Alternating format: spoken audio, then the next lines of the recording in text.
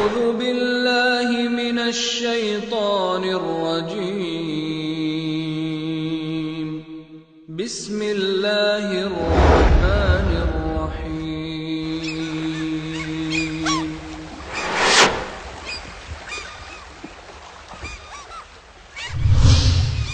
كنتم خير أمة أخرجت للناس تأمرون بالمعروف وتنهون عن المنكر وتؤمنون بالله.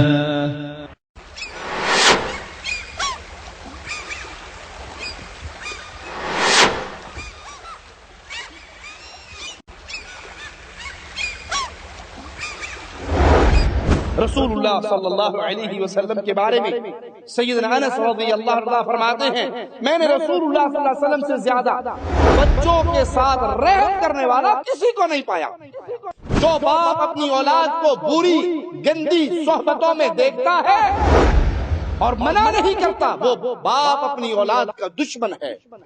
صحیح مسلم میں پیارے حبیب محمد کریم صلی اللہ علیہ وسلم کا یہ فرمان نہ اپنی جان پہ بددعا کرو، نہ اپنی اولاد کے خلاف بددعا کرو، نہ اپنے مالوں پہ بددعا کرو.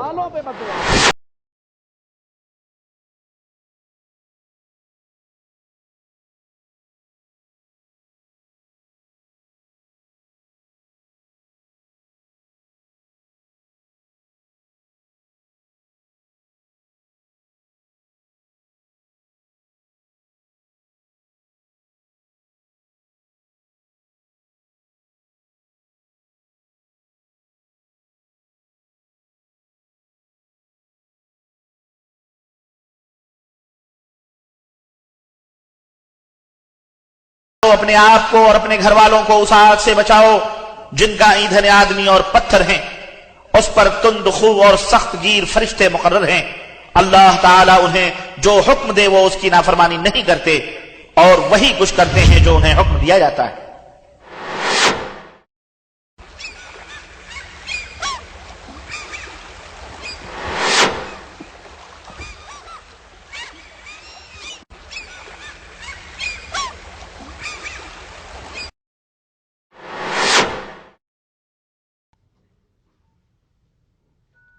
السلام علیکم ورحمۃ اللہ وبرکاتہ.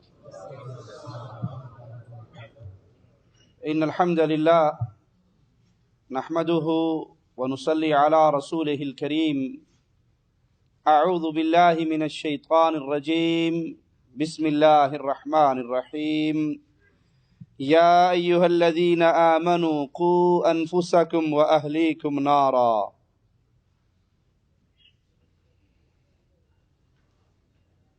اس دنیا کی زندگی میں اللہ نے انسان کو بہت سی نعمتوں سے نوازا ہے. ان نعمتوں میں ایک بہت بڑی نعمت انسان کی اولاد ہے.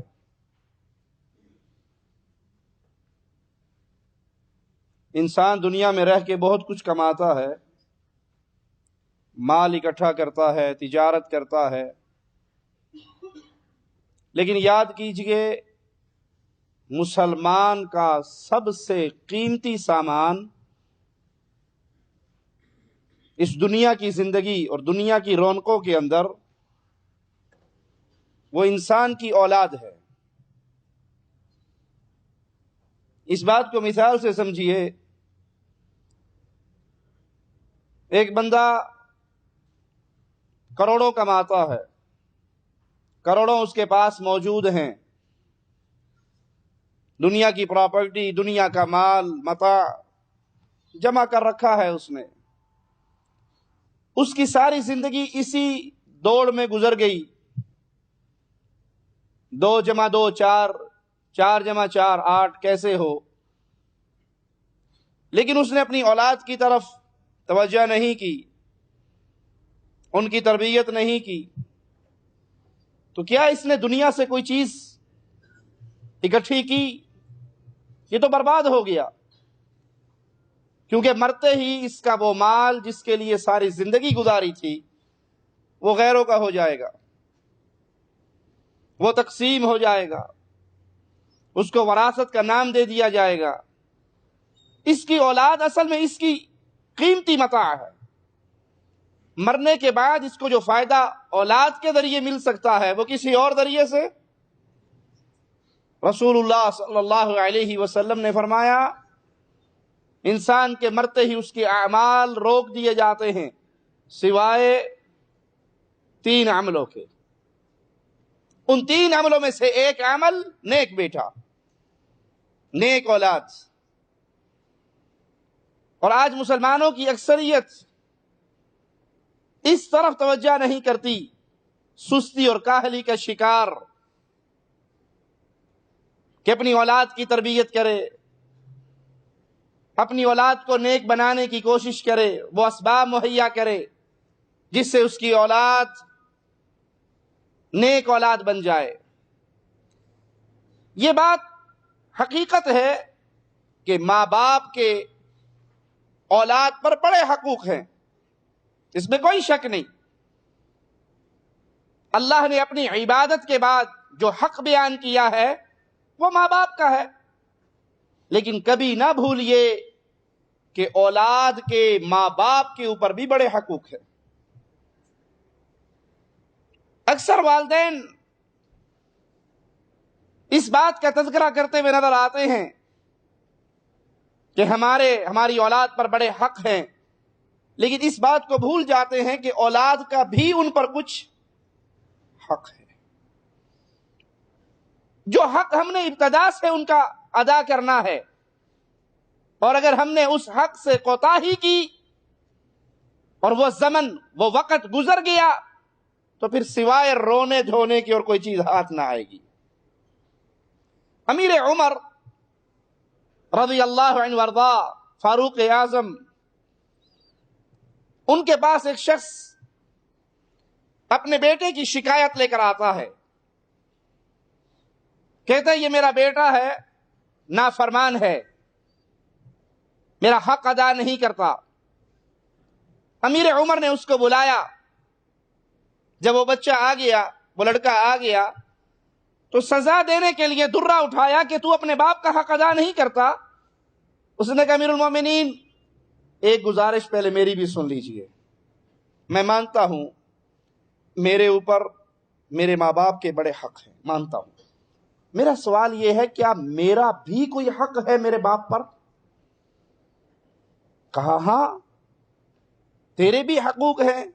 ذرا وہ بتائیں گے وہ حق کیا ہے؟ کہ سب سے پہلا حق تو یہ ہے کہ جب تیری ماں کا اختیار کرنے کا وقت آئے تو تیری ماں کسی نیک عورت کو بنائے، کسی نیک لڑکی سے شادی کرے، کسی دیندار عورت سے نکاح کرے.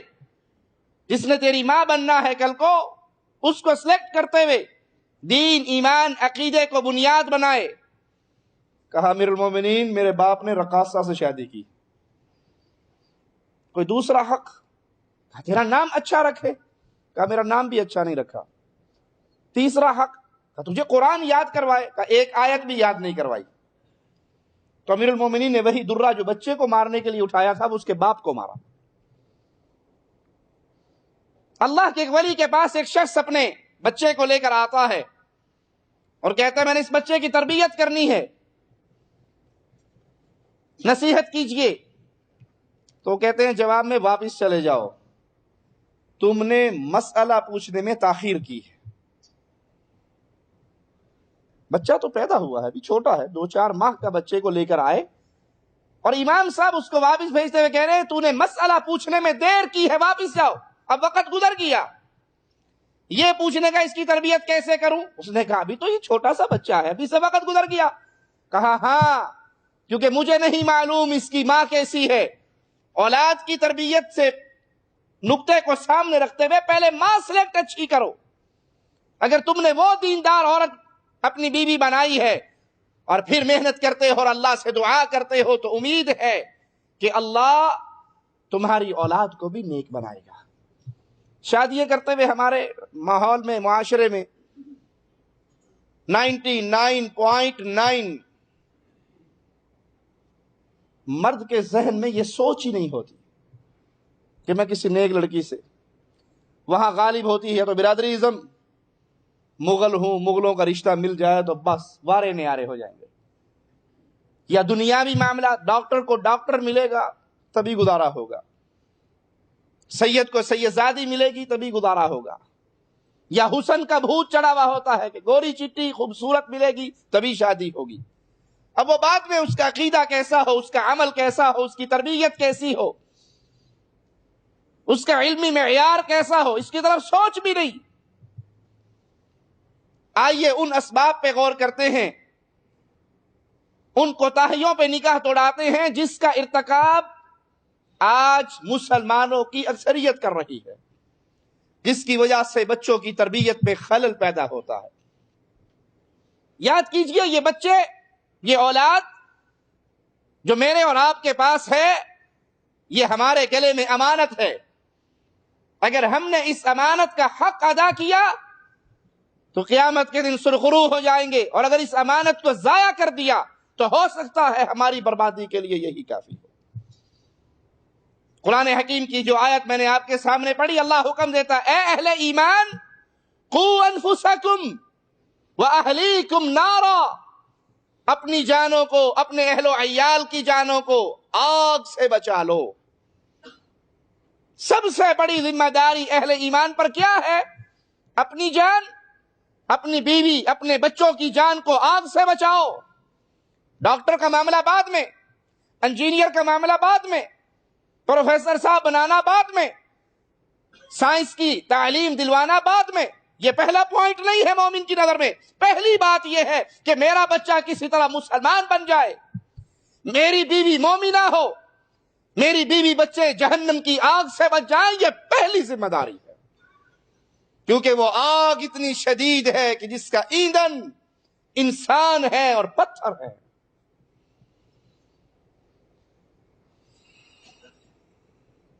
آپ نے دیکھا نہیں بھٹی والوں کو جو لوہا تپاتے ہیں، لوہے کا کام کرتے ہیں، ان کا کوئلہ دیکھا ہے؟ وہ پتھر کا کوئلہ ہوتا ہے، لکڑی کا کوئلہ نہیں چلتا وہاں پہ۔ شیشم کی لکڑی، بیری کی لکڑی، اس کا کوئلہ کام نہیں دیتا، اس کے لیے وہ پہاڑی کوئلہ ہوتا ہے، پتھر کا کوئلہ، جس پہ لوہے کو نرم کیا جاتا ہے۔ اور جہنم کے بارے میں قرآن کہتا ہے جہنم کی آگ بھڑکائی جائے گی، اس کا ایندھن بنے گا تو انسان اور پتھر۔ اگر اس احساس ذمہ داری کو میں نے اور آپ نے اپنی زندگی کے اندر اپنی آنکھوں کے سامنے نہ رکھا، اس کو اہمیت نہ دی، اور یہ اولاد برباد ہو گئی، یہ اولاد بے دین ہو گئی، یہ اولاد اسلام سے متنفر ہو گئی، ہمارا خسارہ تو ہے ہی ہے۔ کیونکہ حدیث میں آتا ہے قیامت کے دن مالک انسان کو عزت کے مقامات سے نوازے گا جس کا سبب اس کی اولاد ہوگی۔ حافظ قرآن کا ذکر نہیں آتا؟ اللہ اس کے ماں باپ کو نور کے تاج پہنائے گا، لوگ ان کو دیکھیں گے تو رشک کریں گے۔ ایک روایت میں آتا ہے کہ انسان کا درجہ جنت میں بلند ہوتا ہے، وہ سوال کرتا ہے میرا درجہ کیوں بلند ہوا؟ جواب ملتا ہے تیرا نیک بیٹا تیرے لیے دعا کرتا ہے۔ تو بچوں کی نیک تربیت کرنا، ان کو نیکی کی راہ پہ چلانا، یہ مسلمان پہ لازم ہے، یہ مسلمان کی ذمہ داری ہے۔ مالک کا فرمان اپنے سامنے رکھیے کہ اے اہل ایمان، اپنی جانوں کو، اپنے اہل و عیال کی جانوں کو جہنم کی آگ سے بچاؤ۔ صحیح مسلم میں پیارے حبیب محمد کریم صلی اللہ علیہ وسلم کا فرمان ہے، کلکم راع ومسئول، تم میں سے ہر ایک حکمران ہے، ذمہ دار ہے، اس سے اس کی ذمہ داری کا سوال ہوگا۔ فالامام راع ومسئول عن رعیتہ والرجل راع فی اہلہ، بادشاہ اپنی رعایا کے بارے میں قیامت کے دن جواب دہ ہے، اور انسان مرد اپنے گھر والوں کا راعی ہے، یہ اس کی رعایا ہے، وہ ان کا ذمہ دار ہے، قیامت کے دن اس سے اس کا سوال ہوگا۔ آپ کے گھر میں کس کی حکومت رہی؟ اللہ کا دین غالب رہا یا شیطان کی حکومت غالب رہی؟ یہ آپ سے سوال ہوگا۔ یہاں پہ ایک شبہ شیطان دل میں ڈالتا ہے، اگر کسی کو کہا جائے بھائی اپنے گھر کو مذہبی گھر بناؤ، دینی گھر بناؤ، آپ کے گھر سے قرآن پڑھنے کی آواز آئے، آپ کے گھر کی چھت پہ ڈش انٹینے کی لعنت موجود نہ ہو، آپ کی بچیاں باپردہ ہوں، آپ کے بیٹے دیندار ہوں، اذان ہوتے ہی آپ اور آپ کے بچے مسجد میں ہوں، آپ کی بیوی اور بیٹیاں گھر میں نماز کے لیے کھڑی ہو جائیں۔ یہ بے دینی کا ماحول ختم کرو۔ تو وہ جواب میں کیا کہتے ہیں؟ وہی جب سارے ٹھیک ہوں گے پھر ہم بھی ٹھیک ہو جائیں گے۔ سارے پڑوس میں ٹی وی لگے ہوئے ہیں، ہر گھر کے اوپر ڈش انٹینا ہے، ہر کسی کی بچی بے پردہ ہے، ہر کسی کا بیٹا داڑھی شیو کر کے پینٹ شرٹ پہن کے ناچتا ہوا اسکول جاتا ہے، ناچتا ہوا مارکیٹ جاتا ہے۔ سارے ٹھیک ہوں گے تو ہم بھی ہو جائیں گے۔ میرے پیارے بھائی، قیامت کے دن آپ سے سوال ساروں کا نہیں ہونا۔ آپ حیدرآباد کے رہنے والے، آپ سے پورے حیدرآباد کا اللہ نہیں پوچھے گا۔ کوئی کراچی کا رہنے والا، پورے کراچی کا اس سے سوال نہیں ہوگا۔ نہ کسی سے کسی کے ملک کا سوال ہوگا، نہ کسی کے شہر کا سوال ہوگا۔ کم از کم اللہ مجھ سے میرے گھر کا سوال تو کرے گا نا۔ اگر میں پورے شہر کو نہیں بدل سکا، ملک میں انقلاب نہیں لا سکا، ایک بستی کو تبدیل نہیں کر سکا، تو میرے گھر کی چار دیواری کا تو بادشاہ میں ہوں۔ اس گھر سے تو ڈش انٹینے کی لعنت کو مٹا سکتا ہوں، اس گھر پہ تو اللہ کی حکمرانی کو قائم کر سکتا ہوں۔ میں اوروں کو ڈنڈے سے، زور سے، قوت سے منع نہیں کر سکتا، لیکن میری بیوی، میری اولاد، میری بیٹیاں، میرے بیٹے، وہ تو میرے انڈر ہے، وہ تو میں اس کے ذمہ دار ہوں۔ میں ان کو تو اللہ کے دین پہ چھریاں چلانے سے منع کر سکتا ہوں یا نہیں؟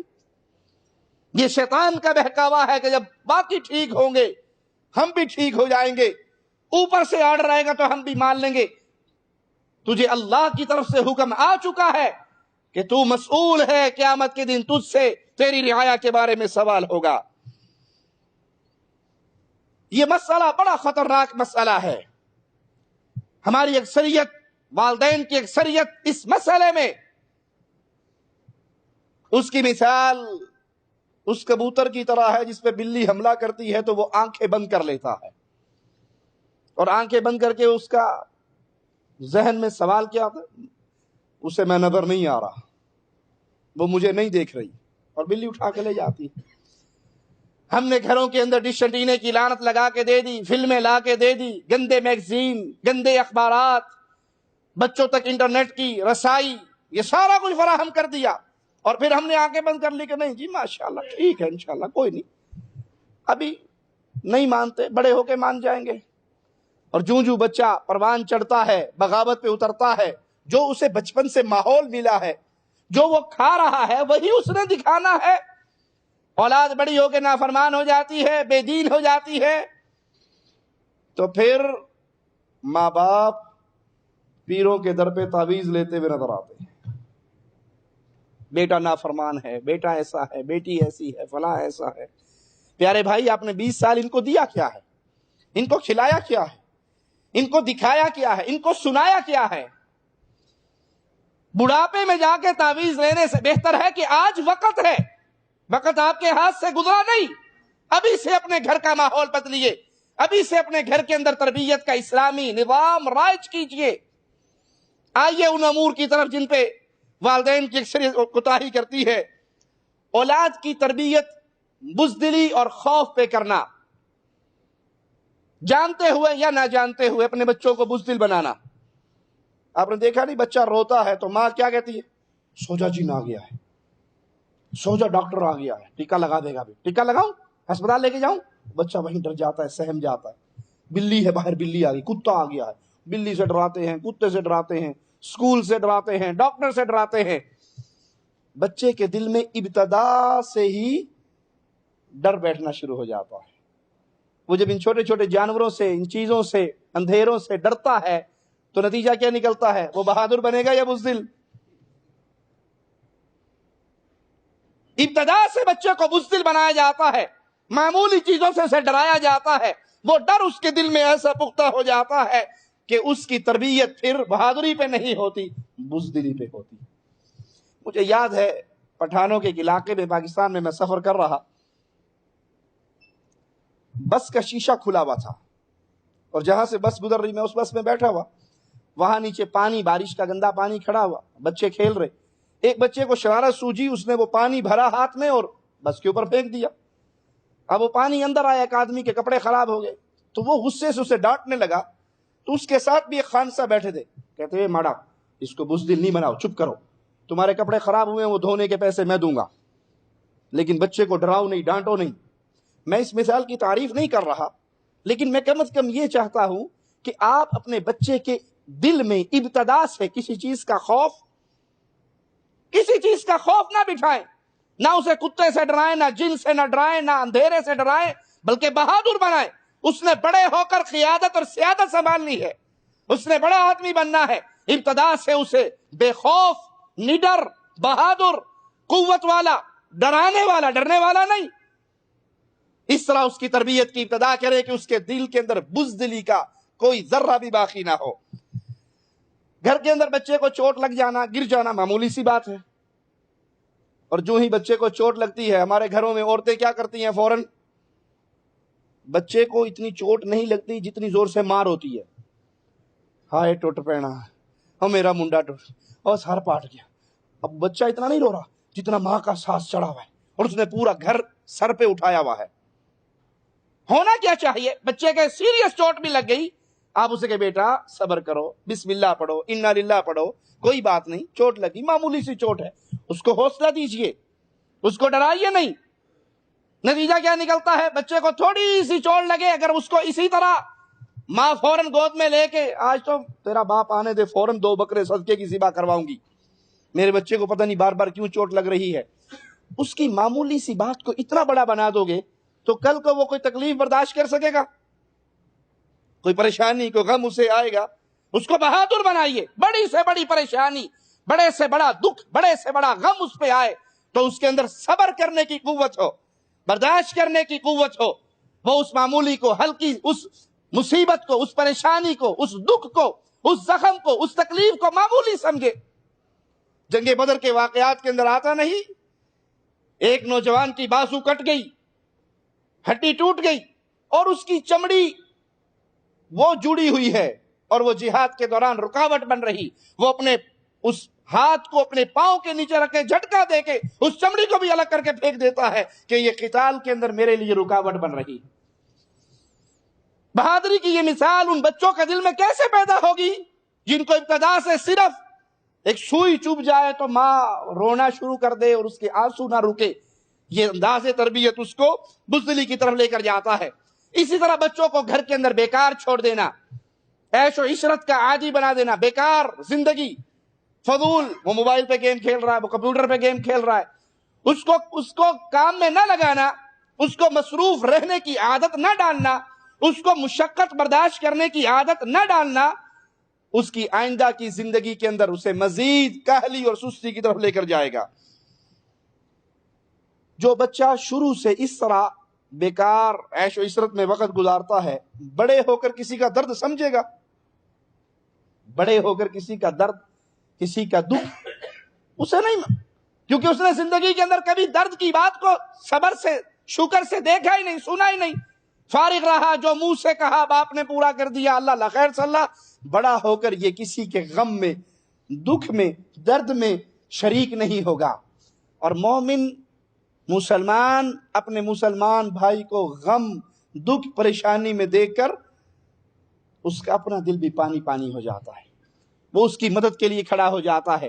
جب اس کو ابتدا سے اس کی تربیت ایسی کی جائے تو وہ معاشرے کا ایک فعال انسان بنتا ہے. بچوں کی ہر جائز اور ناجائز خواہش کو پورا کرنا ان کی بری تربیت کا ایک ذریعہ ہے. جو بچے نے منہ سے نکال دیا، ماں باپ سمجھتے ہیں ہمارے پر فرض عین ہے، جو اس نے مانگا ہے اس کو ضرور دینا ہے. جو اس نے منہ سے کہا وہ جائز خواہش ہے یا ناجائز، ہر خواہش کو پورا نہ کیجئے. کوئی چیز آپ سمجھتے ہیں اس کے لیے بہتر ہے، دے دیجئے، اور کسی چیز پہ اس کو روک لیجئے. عطا بھی کریں، محروم بھی رکھیں، اس کے بین بین چلائیں. اس کی ہر خواہش آپ پوری کرتے رہے، چلتا رہا معاملہ. اب وہ جب پریکٹیکل لائف میں آئے گا، اس کو تو بچپن سے عادت پڑی ہوئی جو منہ سے نکالنا ہے وہ منوانا ہے. اس کی بیگم نے بات نہ مانی، لڑائی ہوئی نہ ہوئی، دفتر کے اندر کولیگ نے اس کی بات نہ مانی، مدیر نے اس کی بات نہ مانی، اس کو تو ابتدا سے عادت پڑی ہوئی تھی کہ جو میں کہتا ہوں وہ ہو جاتا ہے. تو یہ اس کی آئندہ کی زندگی خرابی کی طرف لے کر جائے گی۔ اگر اس کی جائز اور ناجائز ہر بات کو قبول کر لیا جائے، اس طرح اس کی جیب مال سے بھر جائے گی۔ بری صحبت کی طرف جانے کا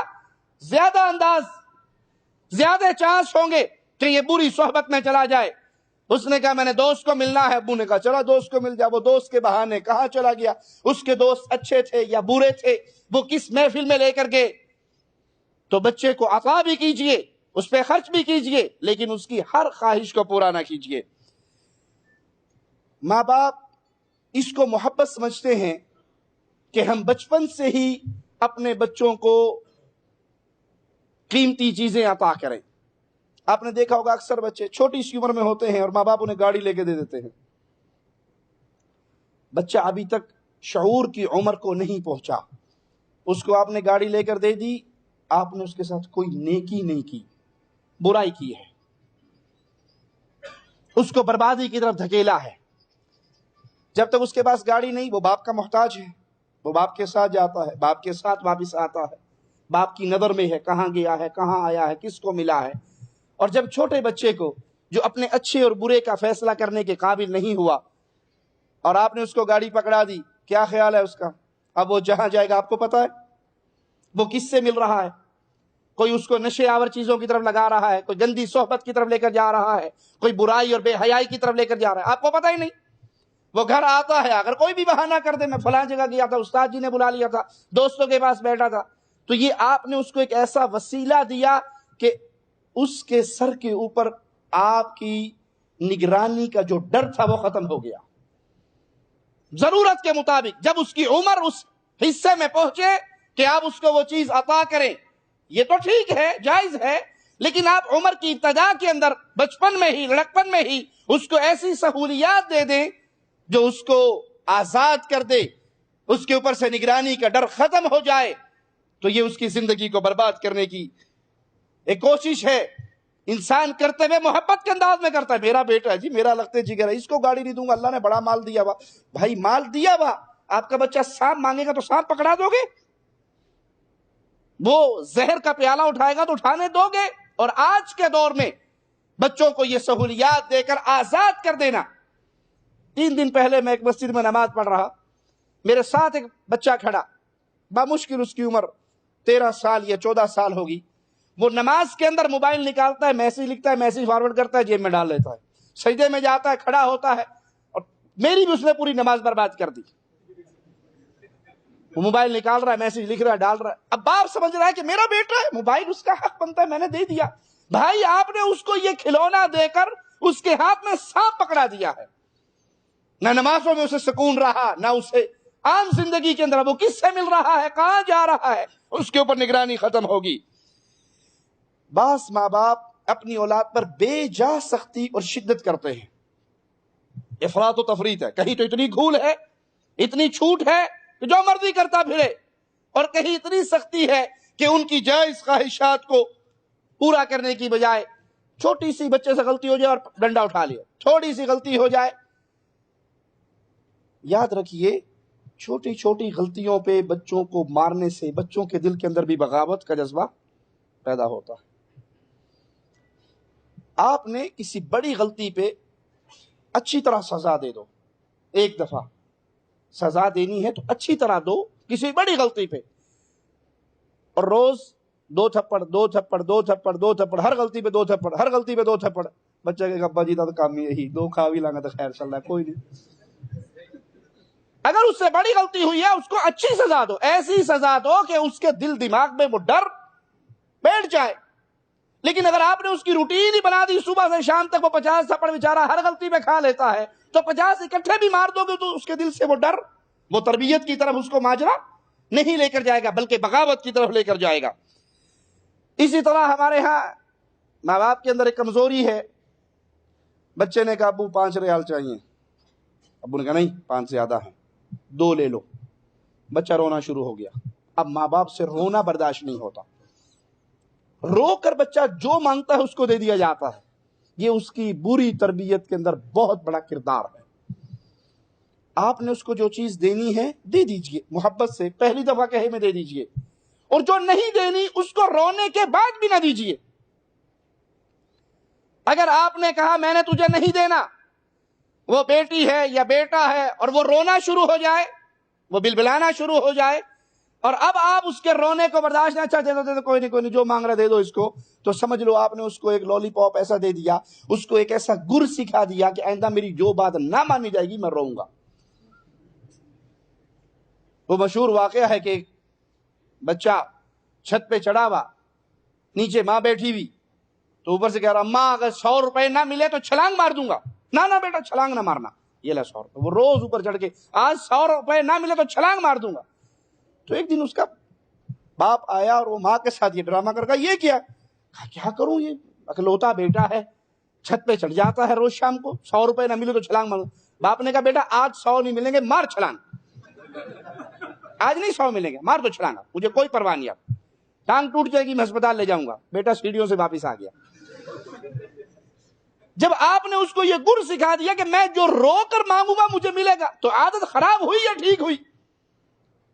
آپ سمجھتے ہو کہ یہ چیز میرے بیٹے کو ملنی چاہیے، اس کا حق ہے، یا باپ کی محبت ہے، حق نہیں بھی ہے تو میں اپنی محبت سے دے رہا ہوں، تو اس کے روئے بغیر، اس کی ضد کیے بغیر، اور اگر ضد کرتا ہے اس کو اٹھا کر ایک کمرے میں بند کر دیجئے، بیٹا آپ نے جتنا رونا ہے رو لیجئے۔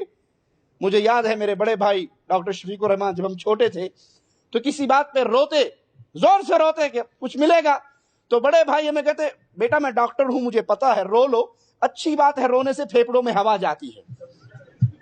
وہ چپ نہ کرواتے، وہ جو چیز ہم رو کے مانگتے نہ دیتے، بس کہ یہ کہ رونا اچھی بات ہے، بچوں کے پھیپڑے میں ہوا جانی چاہیے، رو لو بیٹا اور رو لو۔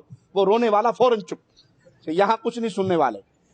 تو جو وہ ضد کر کے رو کے مانگ رہا ہے اور آپ نے روٹین بنا لی ہے یہ چاہیے، نہیں یہ آپ کو نہیں ملنا، اور وہ رو کر مانگے اور آپ دے دو، تو وہ زندگی بھر موت تک بیچارہ رو کے ہی مانگتا رہے گا۔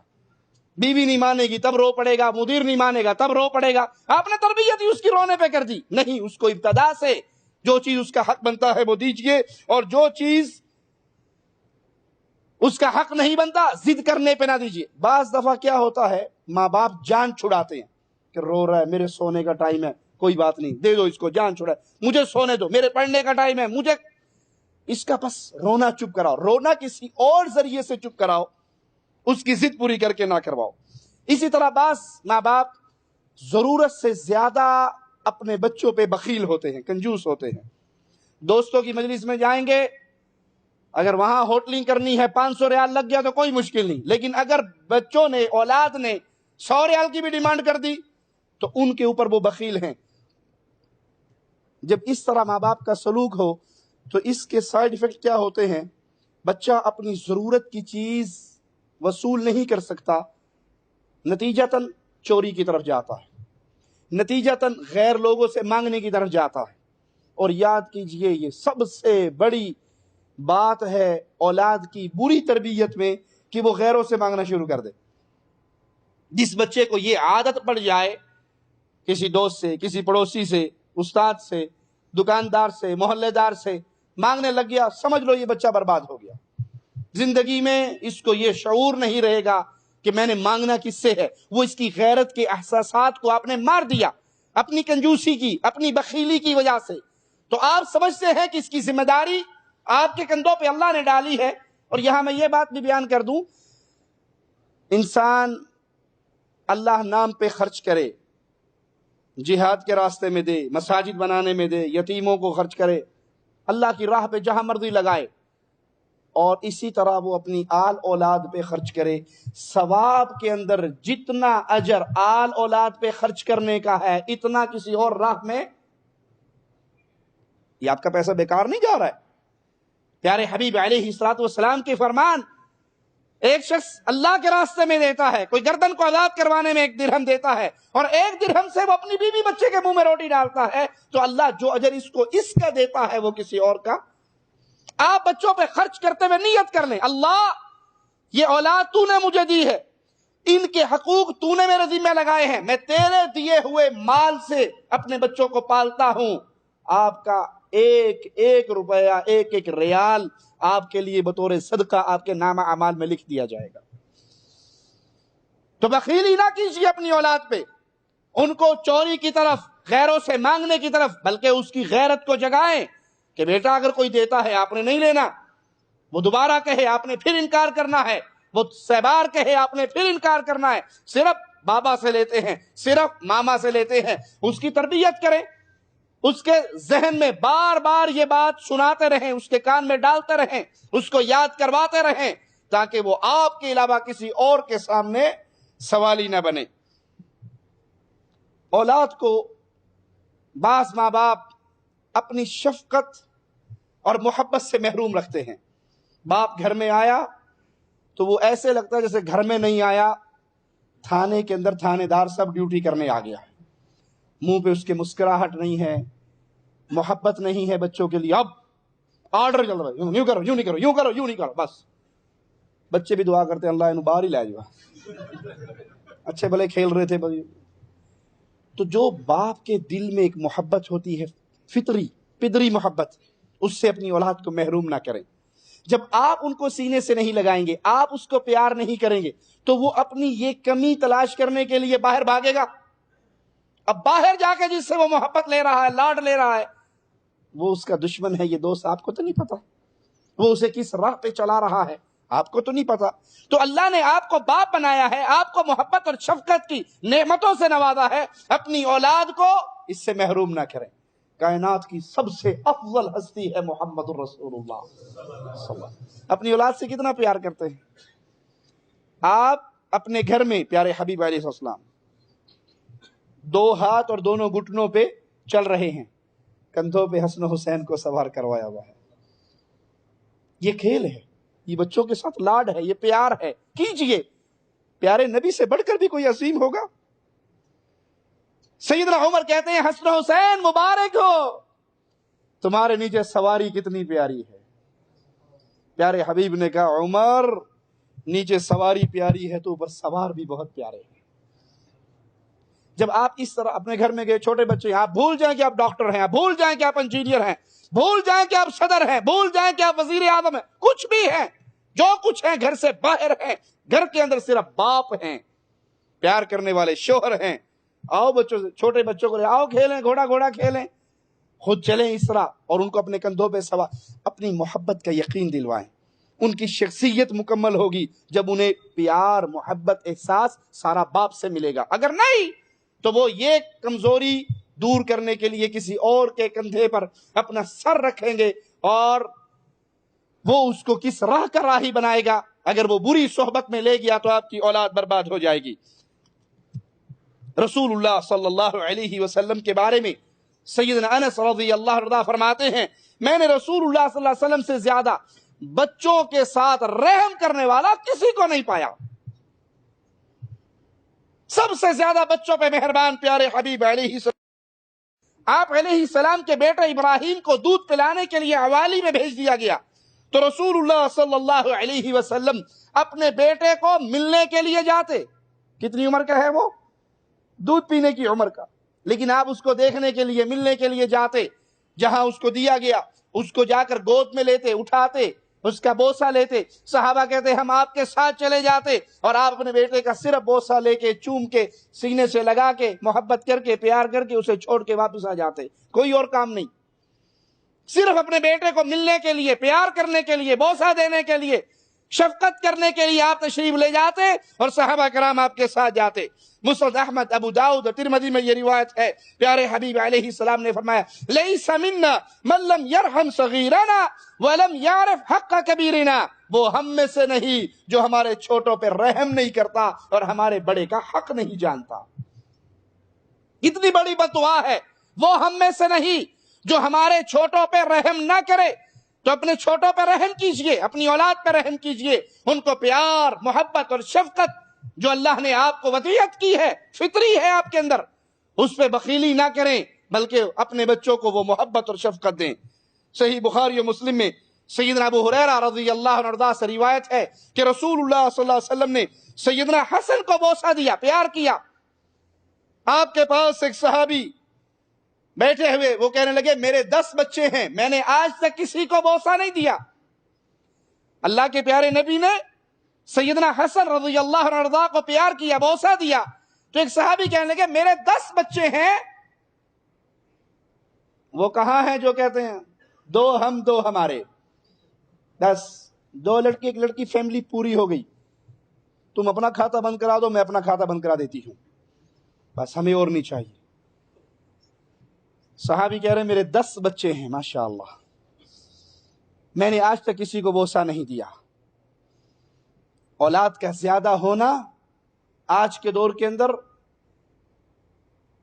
اس کو کفار کی تقلید کرتے ہوئے عیب بنا دیا گیا ہے, برا سمجھا جاتا ہے. اتنے بچے, لوگ کیا کہیں گے؟ پیارے حبیب علیہ الصلوۃ والسلام نے حکم دیا شادی کرتے ہوئے ایسی لڑکی سے شادی کرو جو محبت کرنے والی ہو, زیادہ بچے جننے والی ہو, او کما قال علیہ الصلوۃ والسلام. اور ایک روایت میں جنتی عورت قرار دیا گیا اس کو. جنتی عورت کی صفات اس عورت کے اندر موجود ہے, یہ صفت کہ وہ زیادہ بچے جننے والی ہوگی. وہ یہ نہیں ہے کہ 2 بچے اور معاملہ ختم, 3 بچے اور معاملہ ختم. قیامت کے دن امت محمدیہ کی تعداد جتنی زیادہ ہوگی پیارے حبیب کو اتنا فخر زیادہ ہوگا. یہ سوچ اپنے گھروں سے نکالیے, یہ سوچ یہ کفار کی سوچ ہے. بچے اتنے ہوں گے کہاں سے کھائیں گے؟ جہاں سے تم کھاتے ہو وہاں سے اللہ ان کو بھی کھلائے گا. ان کا رزق بھی اللہ کے ذمے ہے, تمہارا رزق بھی اللہ کے ذمے ہے. وہ صحابی کہنے لگے میرے 10 بچے ہیں, میں نے کبھی کسی کو بوسہ نہیں دیا. تو پیارے حبیب علیہ الصلوۃ والسلام نے فرمایا من لا یرحم لا یرحم, جو رحم نہیں کرتا اس پہ رحم نہیں کیا جاتا. آپ اپنے بچے سے محبت, شفقت, پیار, رحمت والا ماجرا کرو گے, اللہ آپ پہ اپنی رحمتوں کا نزول فرمائے گا. جو کسی کے لیے بھلائی چاہتا ہے اس کے لیے بھلائی کی جاتی ہے, جو رحم نہیں کرتا اس پہ رحم نہیں کیا جاتا. ایک دیہاتی پیارے حبیب علیہ الصلوۃ والسلام کی خدمت میں موجود ہیں اور وہ کہتا ہے کہ تم اپنے بچوں کو بوسہ دیتے ہو, ہم نے تو اپنے بچوں کو کبھی بوسہ نہیں دیا. دیہات کے رہنے والے ایک مسلمان وہ آ کر کہتے ہیں تم اپنے بچوں کو چومتے ہو, پیار کرتے ہو, بوسہ دیتے ہو, ہم نے تو ایسا کبھی نہیں کیا. تو پیارے حبیب محمد کریم صلی اللہ علیہ وسلم کا جواب سنیے, او املک لک ان نزع اللہ من قلبک الرحمہ, میرا کیا اختیار ہے اگر اللہ تیرے دل سے رحمت کے جذبات کو مٹا دے. تیرے دل میں رحمت کے جذبات نہیں ہے تو میں تو کنٹرول نہیں رکھتا کہ وہ جذبات دوبارہ تیرے دل میں ڈالوں. کیا معنی؟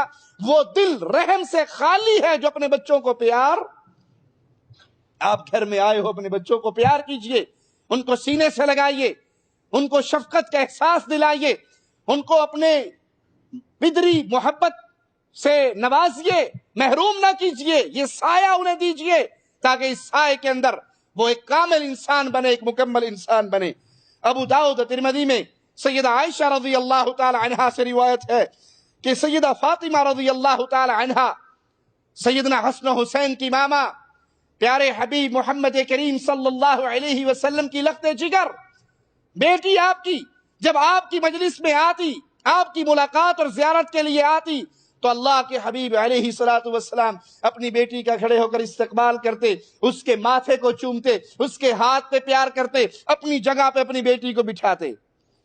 اور اسی طرح جب رسول اللہ صلی اللہ علیہ وسلم سیدہ فاطمہ رضی اللہ تعالی عنہا خاتون جنت کی زیارت کے لیے جاتے تو سیدہ پیارے حبیب کا ماتھا چومتی, ان کا ہاتھ چومتی, ان کو اپنی جگہ پہ بٹھاتی, استقبال کرتی. سچا مسلمان اس نبوی طریقے سے کبھی غافل نہیں رہ سکتا. آپ کی بیٹی آئی ہے, پیار کیجئے, ادب کیجئے, محبت کیجئے, اپنے ساتھ بٹھائیے, محبت سے پیش آئیے. آپ کا بیٹا آیا ہے, اس کے ساتھ یہی محبت والا سلوک کیجئے. جب آپ اپنے بچوں کے ساتھ محبت کے جذبات سے پیش آؤ گے تو بچوں کے دل میں بھی آپ کی اہمیت, آپ کے لیے قربانی کا جذبہ اور زیادہ بڑھے گا. بچوں سے محبت کرنے کا یہ مطلب کوئی نہ سمجھے کہ ان کی بری عادتیں ہیں تو آپ کہیں جی کوئی نہیں, مجھے اپنے بچوں سے بڑا پیار ہے, کر بھی لیا تو خیر صلی اللہ, نہیں, یا محبت نہیں کر رہے. اس کی مثال یوں سمجھے, آپ کا بیٹا بجلی کی ننگی تاروں کو پکڑنے لگے, منع کرو گے یا نہیں؟ جی منع کرو گے, کیوں؟ اس کی جان کے لیے خطرہ ہے, اسے نہیں پتا یہ اچھا ہے یا برا ہے.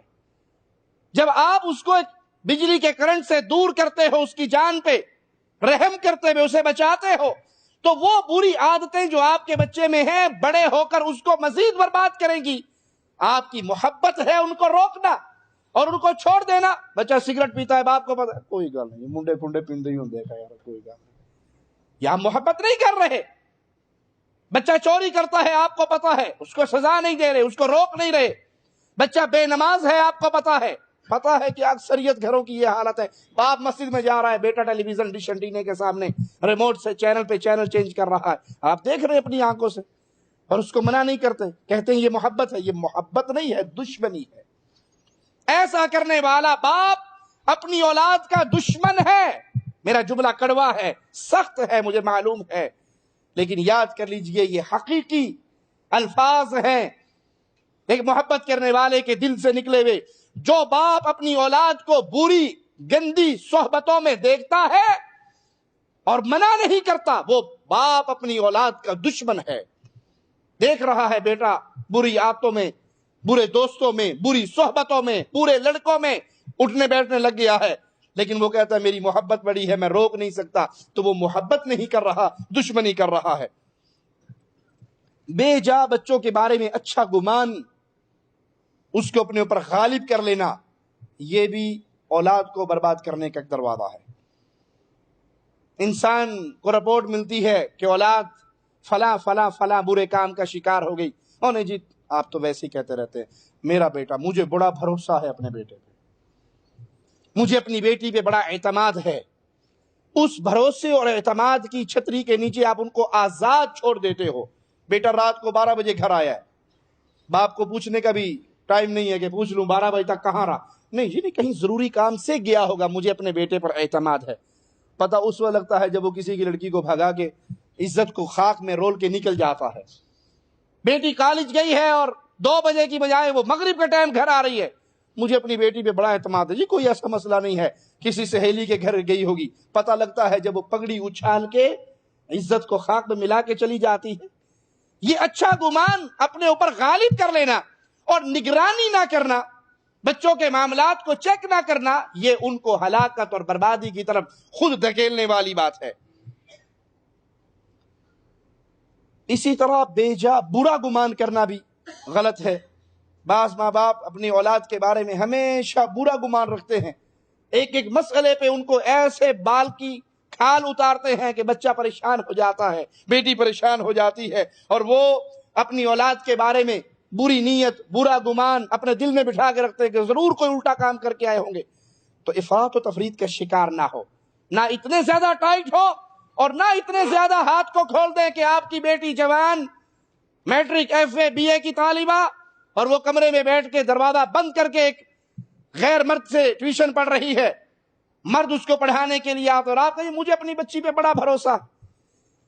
آپ نے دیکھا نہیں اکثر لوگ اپنی بچیوں کو، بیٹوں کو نہیں کہہ رہا میں، بچیوں کو کمانے کے لیے غیر ملک بھیج دیتے ہیں، پڑھنے کے لیے بھیج دیتے ہیں، اور وہ جب الوداع کرتا ہے تو باپ اسے کہتا ہے بیٹا دیکھو میں آپ پر بہت بھروسہ کرتا ہوں، باپ کے بھروسے کو ٹھیس نہ پہنچانا. اور بیٹی کہتی بابا آپ کو میرے پر بھروسہ ہے نا، بس آپ بھروسے پہ رہیے، انشاءاللہ کچھ نہیں ہونے والا. اور اسی بھروسے میں حرام کام کے لیے اس کو نکال دیتے ہو گھر سے. لڑکی کا بغیر محرم کے سفر کرنا حرام نہیں تو اور کیا ہے؟ لڑکی کا غیر ملک میں جا کر اجنبی مردوں کے درمیان رہنا بغیر محرم کے حرام نہیں تو اور کیا ہے؟ آپ تو سمجھتے ہیں کہ وہ ڈاکٹر بن کے آئے گی. عزت سے بڑی کائنات میں کوئی اور چیز؟ وہ ڈاکٹر بن کے آپ کی پگڑی کو اچھال کر آئے تو اس سے بہتر نہیں ہے کہ وہ برتن دھونے والی بن کے گھر میں بیٹھی رہ جائے؟ عزت تو باقی رہے گی. تو یہ کہنا کہ مجھے اپنے بچوں پہ بڑا بھروسہ ہے اور ان کو آزاد چھوڑ دینا جہاں مرضی جانوروں کی طرح چرتے پھرتے رہے، یہ بھی غلط ہے. اور بے جا بدگمانی کرنا بھی غلط ہے. اولاد کے درمیان تفریق کرنا، فرق کرنا، ایک کو زیادہ دینا، ایک کو نہ دینا، ایک کو دینا، ایک کو محروم کرنا، یہ ان کی بری تربیت کا ایک دروازہ ہے جس کی طرف اکثر ماں باپ غور ہی نہیں کرتے. ایک بیٹے کو اس سے زیادہ پیار ہے، وہ بڑا بیٹا ہے یا سب سے چھوٹا بیٹا ہے، اس کے لیے باپ کا دل، ماں کا دل کھلا ہوا ہے، جو مانگتا ہے دیتا ہے، اور باقی بچوں پہ ڈنڈا رکھتا ہے. یہ تفریق اولاد کے درمیان بھی انتشار، افتراق، مصیبت، لڑائی جھگڑے کا بیج بوتا ہے اور اس اولاد کے جن کے ساتھ ناانصافی ہو رہی ہے ان کے دل میں باپ کے خلاف بھی نفرت کے بیج بوتا ہے۔ مجھے خود ایک شخص ملا، واللہ اعلم، اس کے بقول اس کے باپ نے جائیداد کی تقسیم کے اندر انصاف نہیں کیا، اور میری جب اس سے ملاقات ہوئی اس کے باپ کو فوت ہوئے بمشکل سال 1.5 سال گزرا ہوگا، اور واللہ اس نے اپنے باپ کو میرے سامنے مرے ہوئے باپ کو اتنی بڑی بڑی گالیاں دی۔ میں اسے منع کر رہا ہوں، بھائی باپ ہے تیرا، تو نے کہا جی باپ تو ہے، سارا تو اس کو دے گیا، مجھے تو بھوکا مار گیا۔ تو آپ نہیں چاہتے کہ آپ کے مرنے کے بعد سارے بچے آپ کے لیے دعا کریں، سارے آپ کے لیے خیر کے کلمات کہیں؟ ایک کو دے کے ایک کو محروم کر کے چھوڑو گے تو وہ مرنے کے بعد بھی بدزبانی کرے گا، زندگی کے اندر تو کرے گا ہی کرے گا۔ اولاد کی تربیت میں یہ کوتاہی عام ہے، بعض لوگ اپنی اولاد کے درمیان تفریق کرتے ہیں، برابری کا سلوک نہیں کرتے، ہدیوں سے نوازتے ہیں، دوسروں کو محروم کرتے ہیں۔ آئیے سیرت محمد کریم صلی اللہ علیہ وسلم میں تربیت لیتے ہیں آ کر پیارے حبیب علیہ الصلوۃ والسلام سے،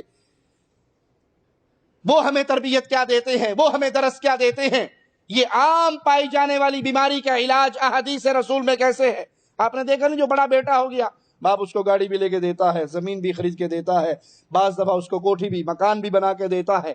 اس سے پوچھا جائے آپ نے بڑے بیٹے کو ماشاءاللہ گاڑی بھی لے کے دی، زمین بھی دی، مکان بھی دیا، کاروبار میں بھی اس کو آپ نے پیسہ دیا، تو آپ نے یہ سارا کچھ باقی بچوں کو دیا؟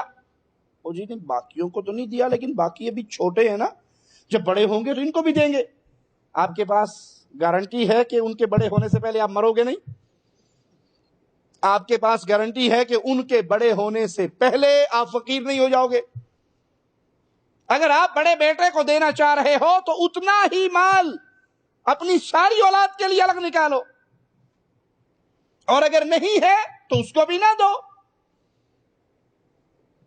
یہ تفریق عام دیکھنے میں ملتی ہے، بڑے بیٹے کو نوازا جاتا ہے اور باقی بچے چونکہ چھوٹے ہوتے ہیں، جی جب یہ بڑے ہوں گے، ان کے بڑے ہونے سے پہلے ابا فوت ہو گیا تو پکڑا گیا نا قیامت کے دن، ان کے بڑے ہونے سے پہلے آپ فقیر ہو گئے، تب بھی آپ افتراق کا بیج بو کے جا رہے ہو اولاد کے درمیان۔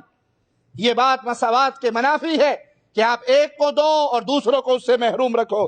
سیدنا انس فرماتے ہیں کہ ایک شخص رسول اللہ صلی اللہ علیہ وسلم کی خدمت میں موجود تھا، حدیث سنیے، آنکھیں کھولنے کے لیے یہ بہت بڑا ایک واقعہ ہے سیرت محمد کریم صلی اللہ علیہ وسلم سے۔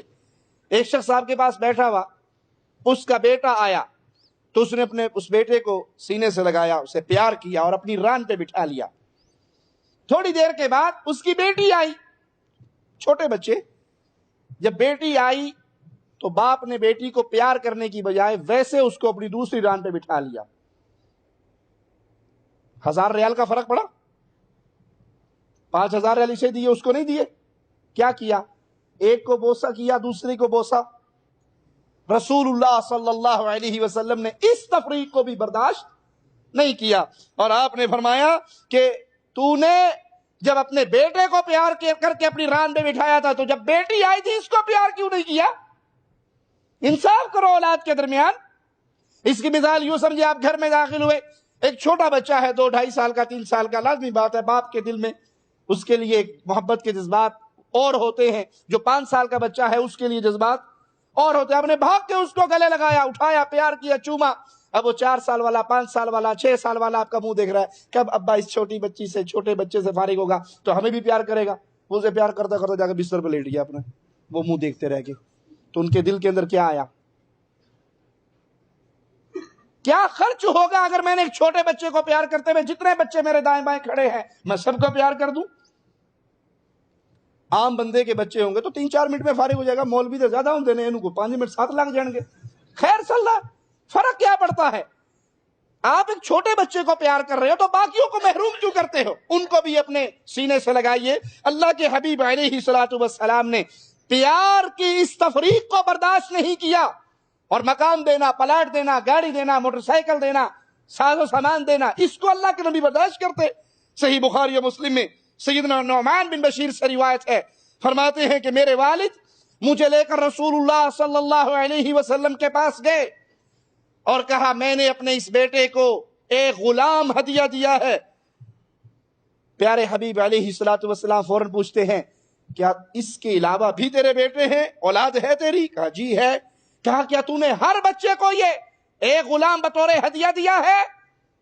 تو کہنے لگے نہیں اللہ کے نبی صلی اللہ علیہ وسلم، میں نے ہر بچے کو تو نہیں دیا، صرف اس کو دیا ہے۔ آپ نے کہا اس سے بھی واپس لے لے، اس سے بھی واپس لے لے۔ اور ایک روایت میں ہے کہ ان کی والدہ نے بھیجا کہ جاؤ اللہ کے نبی صلی اللہ علیہ وسلم کو جا کر یہ ماجرا بتاؤ۔ انہوں نے ماجرا بتایا تو اللہ کے پیارے حبیب نے فرمایا فاتقوا اللہ واعدلوا بین اولادکم، اللہ سے ڈرو اور اپنی اولاد کے درمیان مساوات کرو، برابری کرو۔ اللہ کے حبیب علیہ الصلوۃ والسلام یہ واقعہ سنتے ہوئے ایک اور روایت میں فرماتے ہیں کیا تو چاہتا ہے تیرے سارے بچے تیرے ساتھ حسن سلوک میں برابر ہو؟ کہا جی میں چاہتا ہوں میرے سارے بچے حسن سلوک میں میرے ساتھ برابر رہیں۔ تو کہا جب تو چاہتا ہے کہ وہ تیرے ساتھ حسن سلوک میں برابری کریں تو تو ان کو عطا کرنے میں برابری کر۔ اور ایک روایت میں ہے آپ نے فرمایا کہ یہ ظلم ہے، تو مجھے گواہ بنانے کے لیے آیا ہے اس مسئلے پر، تو نے ایک کو غلام دیا ہے باقیوں کو محروم کیا ہے، اور محمد صلی اللہ علیہ وسلم ظلم پہ گواہ نہیں بنتے، یا تو سب کو دے یا سب سے اس سے بھی چھین لے اور سب کو اس سے محروم کرے۔ یہ سیرت پیارے حبیب علیہ الصلوۃ والسلام کا وہ انمول موتی ہے جو ہماری تربیت کر رہا ہے کہ اگر آپ نے عطا کرنا ہے اپنی اولاد کو برابری پہ عطا کرو، اور اگر آپ نے ایک کو دے کے ایک کو محروم کیا ہے تو ان کی بری تربیت کی طرف آپ نے ایک قدم اٹھایا۔ استطاعت کے باوجود بیٹیوں کی شادی میں تاخیر کرنا، یہ بیماری ہمارے ہاں عام موجود ہے۔ بہانوں سے بیٹیوں کو بٹھایا جاتا ہے، اور خاص طور پہ اگر کوئی بچی کمانے کے قابل ہو جائے، وہ ڈاکٹر ہو، وہ انجینئر ہو، وہ نرس ہو، وہ ٹیچر ہو، اور وہ کمانے لگ گئی، تو کتنے ہی وہ ماں باپ ہیں جو بہانے سے آنے والے رشتوں کو ٹھکرا دیتے ہیں۔ کیوں؟ ماہانہ ان کے گھر میں 10 15 20 ہزار روپیہ اس بیٹی کی کمائی کی صورت میں آ رہا ہے۔ یہ بہت بڑی غلطی ہے۔ اس طرح بچی اس وقت نیا پیسہ اس کے ہاتھ میں آتا ہے تو اس کی اپنی فکر بھی شادی کی طرف نہیں جاتی، اور ماں باپ کی بھی جیب بھر رہی ہوتی ہے، وہ بھی کہتے ہیں ٹھیک ہے، نہیں یہ ہماری برادری کا نہیں ہے، یہ ایسا نہیں ہے، یہ کالا ہے، یہ گورا ہے، یہ لمبا ہے، یہ چھوٹا ہے، یہ اس کے عیب ہیں۔ وہ رشتے ٹھکراتے رہتے ہیں، اور کرتے کرتے بیٹی 30 35 40 سال کی دہلیز کو کراس کر جاتی ہے، پھر رشتے آنے بند ہو جاتے ہیں۔ پھر وہی بیٹی اپنے ان ماں باپ کے لیے بد دعا کرتی ہے۔ ایک عرب عالم کی تقریر میں سن رہا، انہوں نے ایک واقعہ سنایا ایک لڑکی کا جس کے باپ نے اس کو کمائی کی وجہ سے نکاح سے محروم رکھا کہ ہر مہینے اس کی جیب میں پیسہ آ رہا ہے، اور نتیجہ یہ نکلا کہ اس کی عمر، رشتے آنے کی عمر گزر گئی، وہ 35 40 سال سے اب ہو گئی، اب رشتے نہیں آ رہے، بہنوں بھائیوں کی شادیاں ہوگی، اپنے اپنے گھروں میں چلے گئے، یہ بوڑھے باپ کے ساتھ ہے، باپ بستر مرگ پہ ہے، موت کے قریب ہے، اور بیٹی اس کے سرہانے بیٹھ کے کہہ رہی ابا قیامت کے دن میں اللہ کے دربار میں تیرا گریبان پکڑوں گی، اس دیواروں کے اندر بند کر کے تنہا تو مر رہا ہے، مجھے کسی کے حوالے کیوں نہیں کیا؟ تیرے مرنے کے بعد میرا مستقبل کیا ہے؟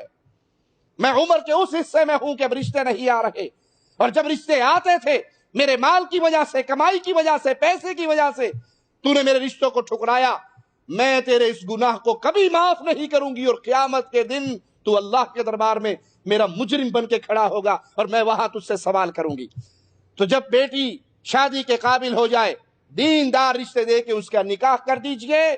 اس میں تاخیر کرنا، یہ بہانہ بنا کر کہ یہ ہماری خاندان سے نہیں ہے، یہ ہماری برادری سے نہیں ہے، یاد کر لیجئے مسلمان کی برادری لا الہ الا اللہ محمد الرسول اللہ پڑھنے والا مسلمان کی برادری کا بندہ ہے،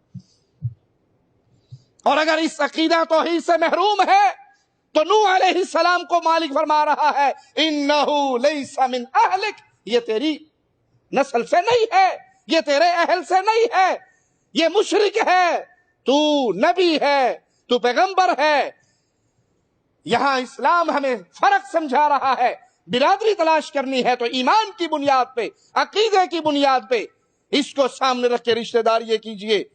اللہ سے دعا ہے اللہ ہماری خطاؤں کو معاف فرمائے، اللہ ہماری سیاہکاریوں کو معاف فرمائے، اللہ ہمیں زندہ رکھے، ایمان پہ رکھے، اللہ ہمیں موت دے تو اس حال میں دے اللہ ہم سے راضی ہو، ہم اپنے اللہ سے راضی ہوں۔